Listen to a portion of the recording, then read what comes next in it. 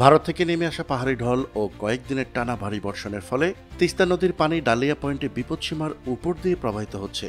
এতে করে লালমনিরহাট সহ নীলফামারী, রংপুর ও কুড়িগ্রাম জেলা, এই 4 জেলার নদী তীরবর্তী এলাকায় নতুন করে বন্যার আশঙ্কা দেখা দিয়েছে। ইতিমধ্যেই তলিয়ে গেছে বিস্তীর্ণ চরাঞ্চল। ভয়াবহ পানি বৃদ্ধির ফলে এই বছরের সর্বোচ্চ বন্যায় ভাসছে লালমনিরহাট জেলা। ভারতের ছেড়ে দেওয়া পানিতে কতটা ক্ষতিগ্রস্ত উত্তরবঙ্গ তা জানাবো আমাদের সহকর্মী রইসুল সরকার রোমনের ভিডিও চিত্রে। চলুন শুরু করা যাক।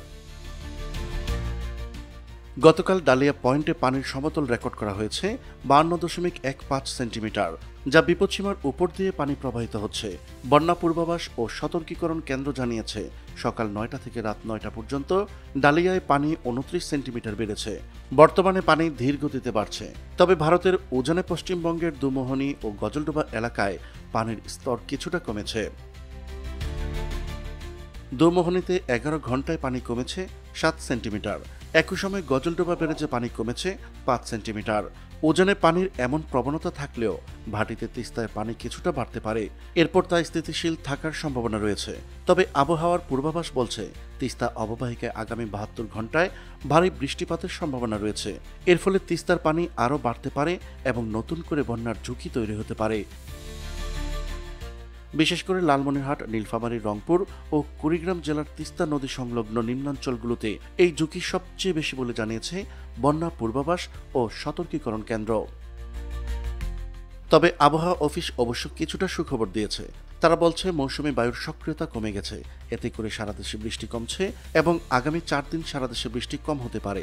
ডালিয়া পানি উন্নয়ন বোর্ডের নির্বাহী প্রকৌশলী জানিয়েছেন, পানি কিছুটা বেড়েছে ঠিকই, তবে এখনো বড় ধরনের বন্যার আশঙ্কা নেই। আমরা সতর্ক অবস্থানে রয়েছি।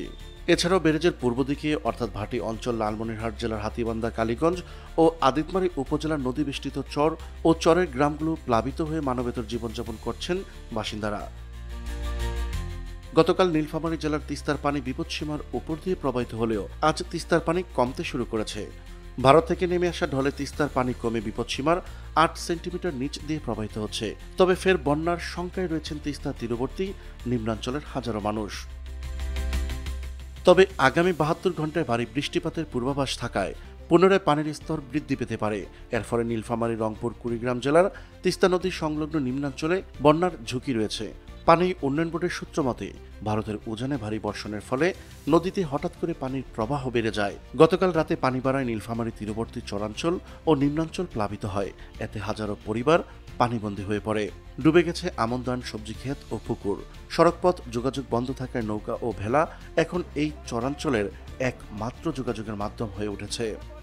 এই ছিল তিস্তা নদীর বন্যা পরিস্থিতির সর্বশেষ আপডেট। আমি রইসুল সরকার রোমন, বাইস্কোপ এন্টারটেইনমেন্ট, লালমনিরহাট।